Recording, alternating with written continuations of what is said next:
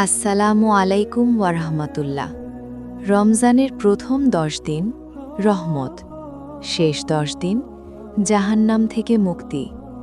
কিন্তু মাঝের এই দ্বিতীয় 10 দিন মাগফিরাতের সময়। অনেকেই এই সময়টাকে অবহেলা করেন। আপনি কি জানেন, এই 10 দিনে একটি দরুদ নিয়মিত পড়লে আপনার গুনাহ মাফের দরজা খুলে যেতে পারে?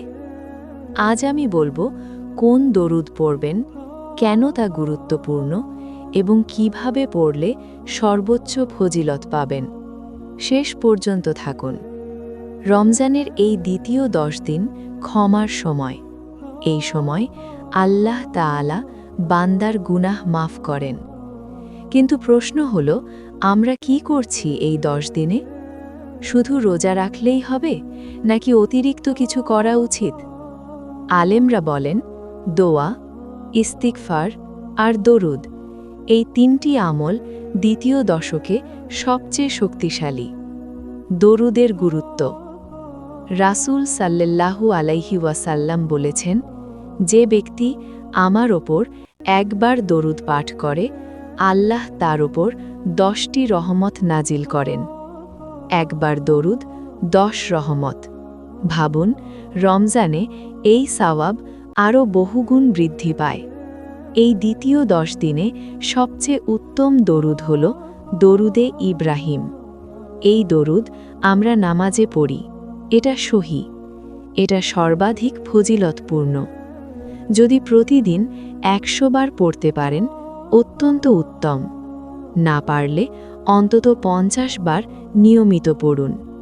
কিন্তু মনে রাখবেন, শুধু সংখ্যা নয়, দিলের উপস্থিতি সবচেয়ে গুরুত্বপূর্ণ।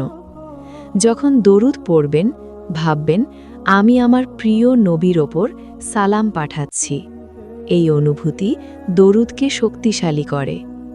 আর পড়ার উত্তম সময় ইফতারের আগে, সেহরির সময় এবং দোয়ার আগে ও পরে।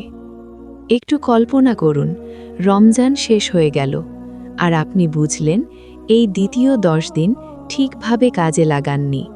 কত বড় আফসোস হবে। কিন্তু এখনও সময় আছে। আজ থেকেই যদি শুরু করেন, প্রতিদিন অল্প অল্প দরুদ পড়েন, হয়তো আল্লাহ আপনার গুনাহ মাফ করে দেবেন আর আপনার দোয়া কবুল হয়ে যাবে।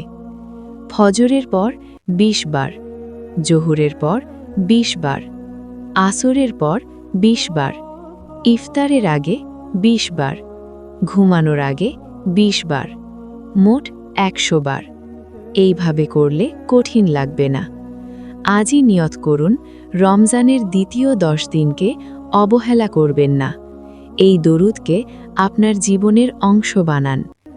ভিডিওটি ভালো লাগলে একটি লাইক দিন, আর এমন ইসলামিক ভিডিও পেতে চ্যানেলটি সাবস্ক্রাইব করুন।